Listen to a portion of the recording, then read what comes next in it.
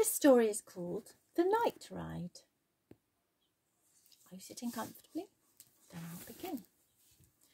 Dandy Kate and Tiny Teddy had lain forgotten in a dark cupboard for a long time.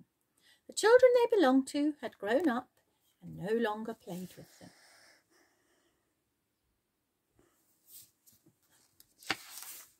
Then one day, just before Christmas, they were taken out of the cupboard and thrown into the dustbin.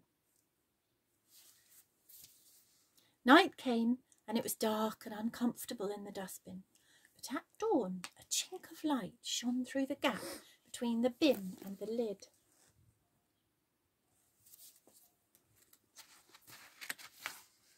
The toys gazed sadly around them and wondered how they could get out.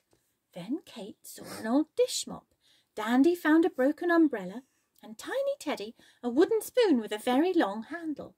Together they jumped up and down and pushed the lid off the dustbin. It fell off with a tremendous clatter, clatter, clatter, clatter, clatter.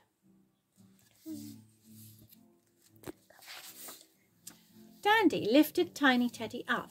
He climbed onto the edge of the bin and wriggled out. He slid down to the ground and waited by some flower pots. Then Kate and Dandy jumped out of the bin and they all ran away as fast as they could, up one road and down another, until they found themselves in the country. They rested for a while and then began to look around. In a hedge behind them they found an old toy engine. It was rusty here and there where the paint had worn off, but the wheels were still strong.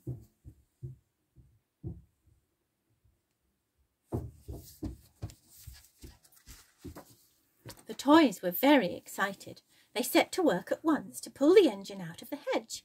This was not too difficult once they had cleared the leaves and long grass that had grown up around it.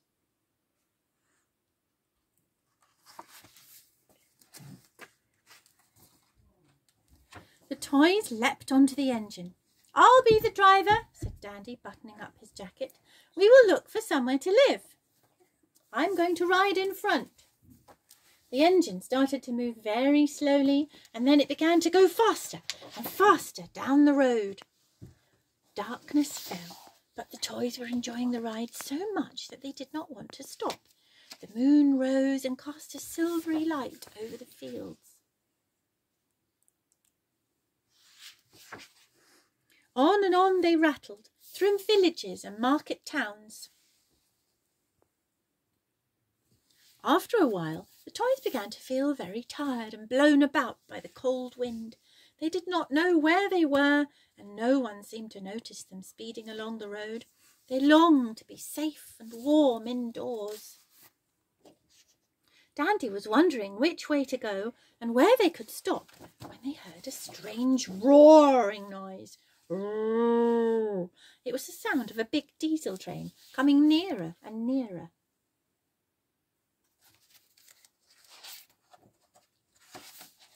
Then the little engine stopped with a terrific jolt beside a level crossing gate. The lights were on in the level crossing keeper's house. The toys could see a little girl looking out of a window, waiting to see the train go by. In the room behind her was a Christmas tree covered with tinsel and pretty lights. The little girl could scarcely believe her eyes when she saw the bent toy engine outside with Dandy, Kate and Tiny Teddy sitting on it. She ran out into the night to make sure she wasn't dreaming. And there she found the bedraggled doll and teddy bears and a battered toy engine. The little girl picked them up one by one and carried them all indoors. She tidied them up and played with them by the Christmas tree. Although she had plenty of new toys, these were the ones she liked most of all.